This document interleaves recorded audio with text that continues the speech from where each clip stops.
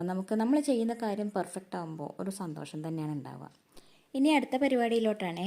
അപ്പുറത്തെ ശ്രീചേച്ചി നമ്മുടെ മുത്താറിയില്ലേ, അത് ഉണക്കാനിട്ടിട്ടുണ്ടായിരുന്നു ഞങ്ങളുടെ മുറ്റത്തെ. അപ്പോഴാണ് ഞാൻ ഓർത്തത്, അയ്യോ ഞാനും ഇങ്ങനെ ഒരു സാധനം വാങ്ങി വെച്ചിട്ടുണ്ടല്ലോ എന്ന്. ഇത് വാങ്ങുന്ന പതിവില്ല. അപ്പോൾ ഒരു ദിവസം മാവേലി പോയപ്പോൾ അവിടെ കണ്ടതാണ്. കുറുക്ക് പോലെ കാച്ചാന്നൊക്കെ വിചാരിച്ചിട്ട് വാങ്ങിയതാണ്. പക്ഷെ പിന്നെ ഞാൻ ആ കാര്യമേ മറന്നുപോയി. അങ്ങനെ അതൊന്ന് കഴുകി വെയിലത്തിടാന്നൊക്കെ വെച്ചിട്ട് അങ്ങനെ ചെയ്തു. അതിനുശേഷം ഞാൻ ചോറൊക്കെ ഉണ്ടാക്കിയേ. നെയ്ച്ചോറാണ് ഉണ്ടാക്കിയത്. ഒരിക്കൽ ഞാനതിൻ്റെ വീഡിയോ കാണിച്ചതുകൊണ്ട് തന്നെയാണ് പിന്നെ ഇതിലോട്ട് അത് ആഡ് ചെയ്യാഞ്ഞത്. ഇനി മേലെ ക്ലീനിങ്ങിൻ്റെ കാര്യത്തിലോട്ട് കിടക്കുവാണ്. 2 ആഴ്ച കൂടുമ്പോൾ അടിച്ചു വാരുമെങ്കിലും വീണ്ടും വീണ്ടും ഇങ്ങനെ പൊടി പിടിച്ചുകൊണ്ടിരിക്കും. ഇവിടെ നമ്മൾ യൂസ് ചെയ്യുന്നില്ലെങ്കിലും വല്ലാത്ത പൊടിയാണ്. എനിക്ക് തോന്നുന്നു ഇവിടെ എയർ ഹോളിലൂടെയൊക്കെ ഇങ്ങനെ കാറ്റിന് പറന്ന് വരുന്നതാണെന്ന് തോന്നുന്നു. അപ്പോൾ ഈ ഒരു സോഫ ഞങ്ങളുടെ പഴയ സോഫയാണ്, വെറുതെ കളയണ്ട എന്നുള്ളതിൽ അത് ഇവിടെ സെൻട്രൽ ഹാളിൽ മേലെ അങ്ങനെ ഇട്ടതാണ്.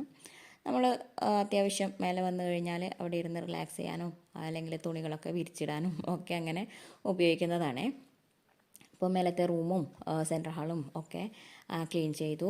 ഇനി അടുത്ത പരിപാടി, ഇവിടെ കുറച്ച് ചെടികൾ വെച്ചിട്ടുണ്ടായിരുന്നു. പക്ഷേ ഭയങ്കര വെയിലായതുകൊണ്ട് തന്നെ ആ കുടത്തിലോട്ട് വെള്ളം ഒഴിച്ചാലൊന്നും കാണില്ല.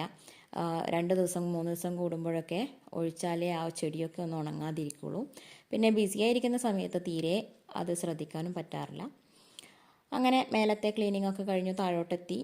ഏകദേശം ചോറ് തിന്നേണ്ട സമയം ആയിട്ടുണ്ട്.